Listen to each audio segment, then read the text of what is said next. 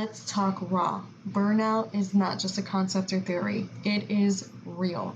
It derives from stress, anxiety, and in our case, deadlines and tasks. Controlling our calendars and cases is insane. In this episode, I will walk you through how to manage your time, caseload, and most importantly, your mind. Listen in for more. Need an extra set of hands for a case that requires a little more investigation work? Check out our proud sponsor of Season 3, Affirm Investigative Solutions, where you get the tailored and personal care for your case when you need it most. With over 10 years of experience, Affirm Investigative Solutions makes the process easy. Set up a call, develop a plan, and then execute that plan. Affirm Investigative Solutions, the litigation partner that has your back. Hey guys, it's your girl Etta, and welcome to the Let's Talk Paralegal podcast. Today, we're going to talk about staying motivated and preventing burnout. I know these are like two major triggers, especially nowadays. It's been ridiculous. So being a caseload manager can be daunting, right? We create to-do lists, you're ready to go, and boom, emergencies and emails are coming your way. I call these the devil's ease instead of the devil's advocate. See what I did there? So you feel like you're organized, but everything else around you is not. Or maybe you don't feel organized and you are finding it hard to find time to get organized, if that makes any sense.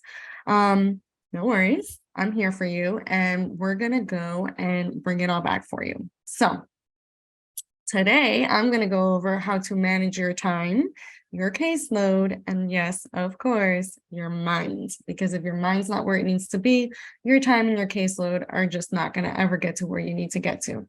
So first topic of the day, I guess, first point of the day is going to be managing your time. All right. You can pay for time management courses, read all the books, blogs, articles, go to YouTube University, also known as YouTube videos all day. You know what?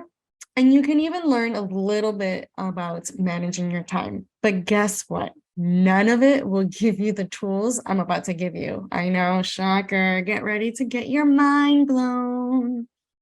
Look, you have to manage yourself in order to manage your time. I'm going to say that again. You have to manage yourself in order to manage your time. Huh? That's it? Really? Yes. Give me something else here. I'm going nuts. Yep, that's you, right? You can train yourself to wake up early, to work late, even eat better. But guess what? If you're not actually wanting to do what you want to do, then you'll never do it. It's like opening your GPS and not placing the address in it. The GPS is not going to be able to take you to the destination that it doesn't know about. So you need to figure out what exactly the needs to get done, right? So we have to focus on what actually needs to get done, not an idea, not a generalization, not what's on your to-do list. You need to know your entire day from start to finish. Having your personal tasks and responsibilities and professional tasks and deadlines combined is very scary sometimes because it's a lot, right? It's a lot of information in one little thing. However, to be honest with you, you need to know what your day is going to look like in a nutshell. Then you can dedicate like 30 minutes a day to whatever that looks like for you to review the information and to do the 3 C's, which is confirm, cancel, and or continue. All right. So what does this look like? Let me give you an example. You have to drop off the kids from school, or you want to go work out, or you want to do something, or something needs to be done before your day of work starts. So regardless if you have to go into the office or you don't, this is what you need to focus on. How long is it actually going to take me to do all of these things? So you have to consider travel time if you need to travel. You have to consider the actual time that needs to get done. So let's say the gym or the studio that you go to only opens certain hours, only the class that you want to do is only obviously from a certain amount of time. Obviously, you need to take everything into consideration before you start just putting stuff on your to-do list. And your to-do list, as I always tell you, should not be a check off and that's it, move on. It should be, okay, what else needs to be done? So in your professional life, it could be that a motion needs to be drafted. Okay, why is this motion being drafted? Can we extend the deadline? Have we received everything? And maybe this motion is no longer necessary. Do we need to set it for hearing? If so, who is opposing party? Who do I need to contact? Maybe I should do that right now. Let me talk to the attorney.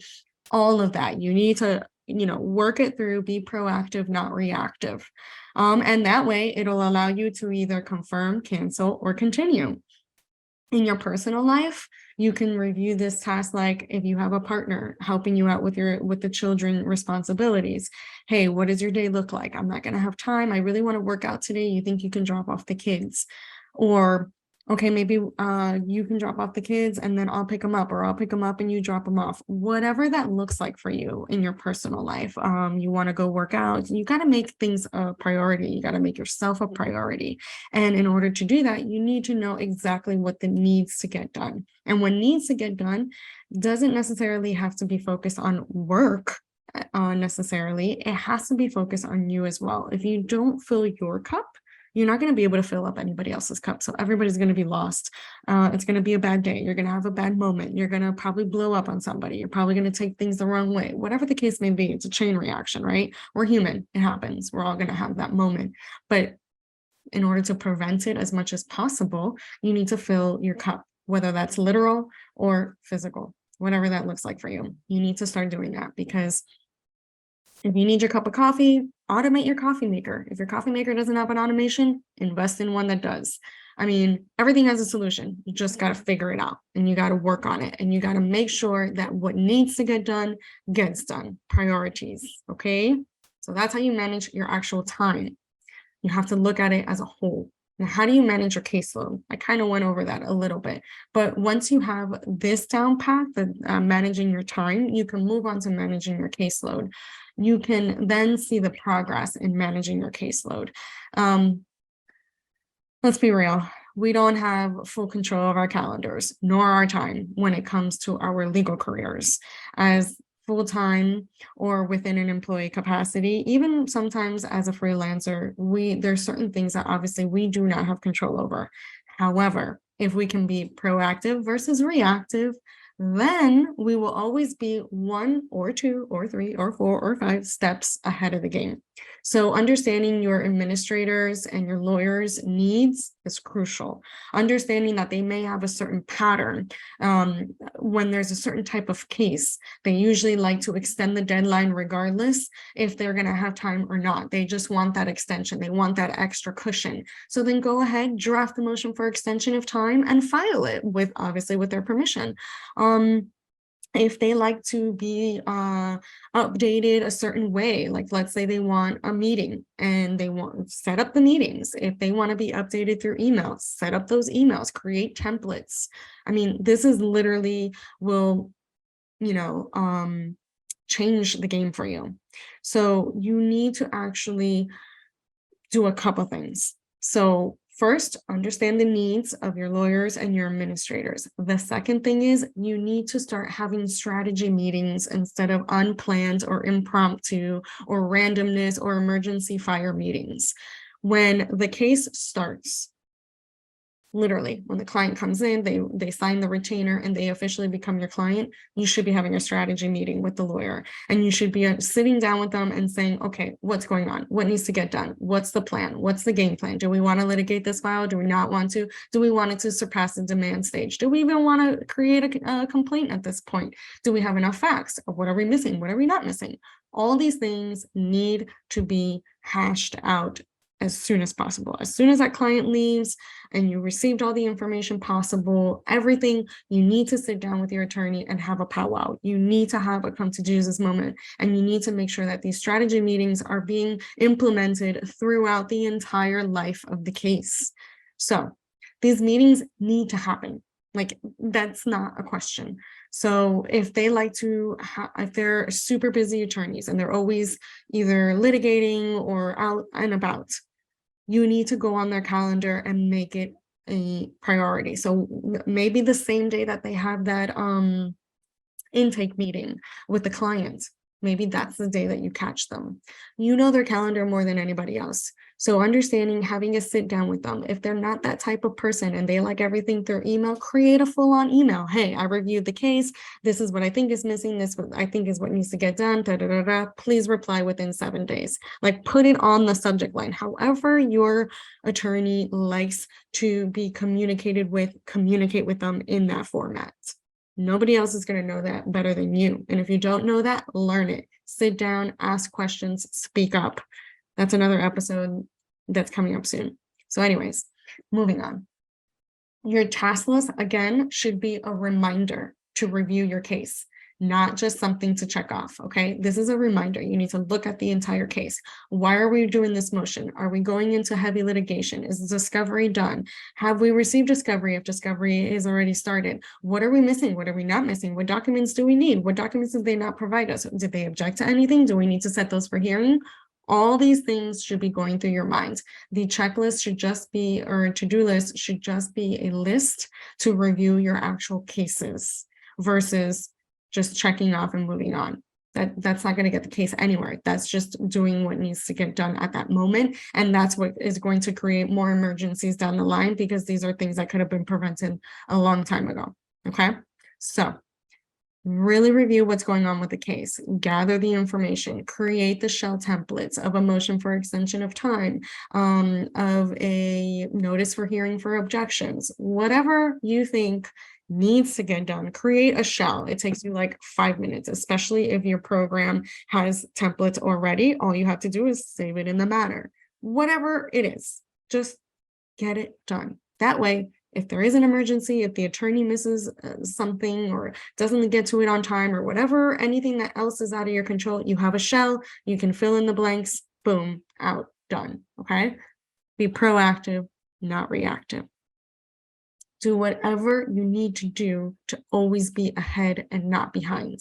If you are already behind and you feel like you're just sinking in the hole and burnout is within your view, then you need to take at least 1 hour a day and not your lunchtime. You guys, that's another thing. Please take your lunch. Take it. Even if it's 30 minutes, walk away from your desk, take your lunch, eat. Okay. You have to do that. You have to fill your cup again. You have to revamp. And, sometimes you get epiphanies when you actually move. So if you're stuck on something and you remove yourself from the situation, you come back to it with fresh eyes and a full stomach. Trust me, game changer. Definitely take your lunches. So take 1 hour a day, and you can break down that hour. You can do 30 minutes in the morning, 30 minutes in the afternoon, or right before you leave, whatever that looks like for you, even 15-minute increments at least, but let it equate to at least an hour and dedicate it to your caseload. If you see that your caseload, that one of your cases is behind, okay, pick that one, go by priority. Okay, this one has already a trial up. Let's see what's going on. Da, da, da, da. Okay, 15 minutes. In these 15 minutes, I'm going to look at the motions, what's pending, what's not pending. In the next 15 minutes, I'm going to look at the deadlines. What are we missing? What's coming up? What needs to get done? In the next 15 minutes, I'm going to look at the discovery. What came in? What hasn't come in? In the next 15, so on and so forth. You get my gist. Okay. So even if you are behind, you have to find the time to dedicate at least 1 hour out of your 8-hour day, if that's what your working hours are, to dedicate to these priority cases. It'll take you about 30 days if you do it this way. If you can dedicate more time, great. The more time you can dedicate to the caseload, the better. That's quite literally your job anyway. So even if you want to take it the hour and consolidate it with your actual cases, that's great too. So like if you're working on a case, take that time, take that extra hour, and dedicate it to that one case. That way that one case is done, over, boom, on, okay? So that's how you're going to do it. Now, none of this that I just said about time and caseload and anything is going to work until you actually know how to manage your mind. Sure, Ava, all that sounds great and perfect in a perfect world, but that's not my reality. Oh, I totally hear you. Or is it? Have you ever tried speaking with your attorneys in this manner? Have you ever tried creating a process or working off the track of the process in place? Have you tried being a partner versus a servant to your attorneys? If your answer is yes to any and all of these questions or whatever, then I'm sorry to tell you, you either think you have done it all or it's time to move on. If you are not being heard or understood, you need to move on. You need to find your people. I know it's a lot of tough love right now. But if your answer is no to any of these questions, then try it. Okay, it's simple. It's a simple mindset change. You must meet people where they're at and treat them like what they are, human. Okay, understanding that we all have something going on. You have to put yourself in that person's shoes. If they have a family outside the law firm, they're trying to manage employees, manage a business, and still keep it afloat at home. Okay, that's difficult to have a responsibility of so many people in their hands. You have to think about it that way. You have to put on that business suit, literally or not, and understand that your managers, your attorneys, they're at a different level and they don't see what you see. So you need to understand what they're going through in order to help. Be a solution maker, bring solutions, not problems. If you see a whole bunch of problems, bring them solutions. That needs to get done. If you cannot organize your mind, you will never be able to organize your caseload. You will never be able to organize your time. None of it matters. Your mind comes first, which is why I left it for last, because I have a lot to say on this. You have to understand that even you can be prejudiced to yourself. We are our worst critics. The way we talk to ourselves, you would never talk to yourself like to your friends or anybody that you love. So understand that we're all human. We're all going through stuff. We've all been through things, trauma, grief. We've all lost something or someone that we love. Whatever the case may be, whatever. I'm not going to say little because there's no such thing as any little thing. Anything that you can think about. You have to understand you got to put the human back in humanity. And you have to have that tough love with yourself too. You have to have that tough, rough conversation with yourself and be like, where can I change? Where can I be better? Why did I react this way? What can I do better next time? We are all here to be and do better. But if we're not, then we're not going to be able to be the best legal professionals. We're not going to be able to help our clients. We're not going to be able to make this law firm or this institution or wherever you work at better. You have to be better for yourself before you can be better for others. But if you want to learn more about managing your time and caseload and mind, of course, check out our legal management course on Udemy. Link is going to be in our notes and, of course, on the website. So hopefully you learned something and you gained something from this. And if you want more in-depth information about everything I just said, definitely check out our course that just came out. And I hope you enjoy it. Until justice is served, I'll be here.